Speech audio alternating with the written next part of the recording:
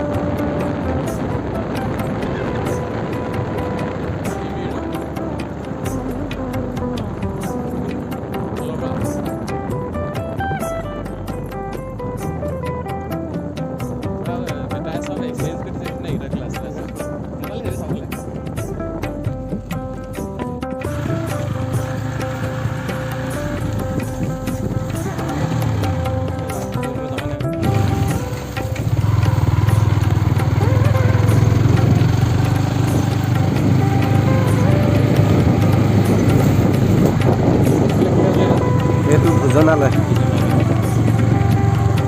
10,000 ভকতে একেলগে বহি খাব পাৰিব।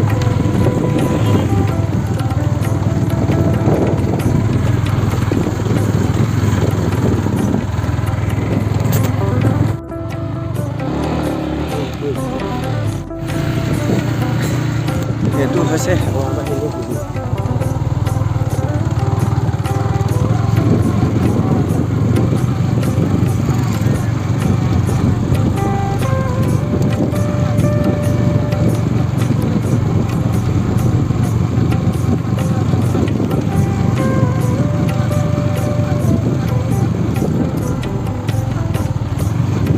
লেটিং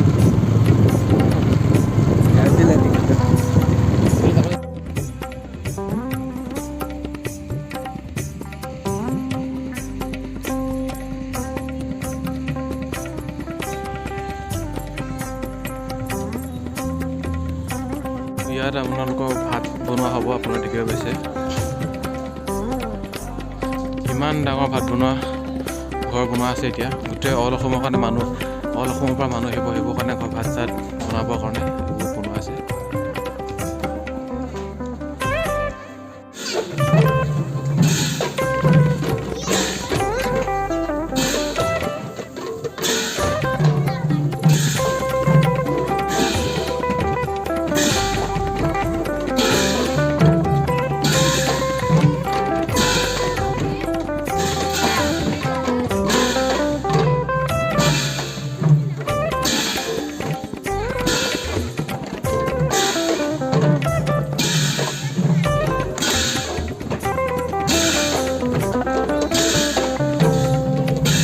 আমি এতিয়া আছোঁ ভোজনালয়ৰ ভিতৰত। আপোনালোকে দেখিব পাইছে এইবোৰ ভিতৰৰ দৃশ্যটো কেনেকুৱা হৈছে।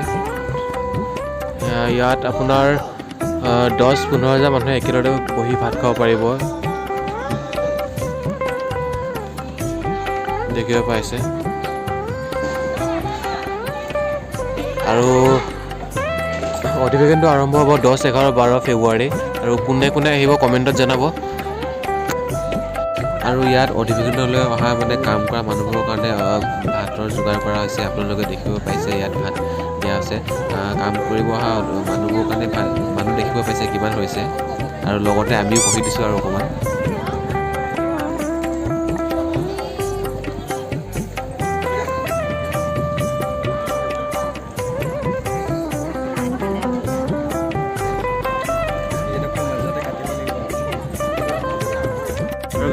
চাওঁতে দিনটো কেনেকৈ পাৰ হ'ল গমেই নাপালোঁ। গম পাইছোঁ ভৰিৰ বিষয়ে গম পাইছোঁ। আৰু আজি ভিডিঅ'টো ইমানটা সামৰণি মাৰিছোঁ। আৰু যদি চাই ভাল পালে লাইক, শ্বেয়াৰ, ছাবস্ক্ৰাইবটো কৰি দিব। আৰু কমেণ্টটো জনাব আপোনালোকে কোনে কোনে ইয়ালৈ আহিব।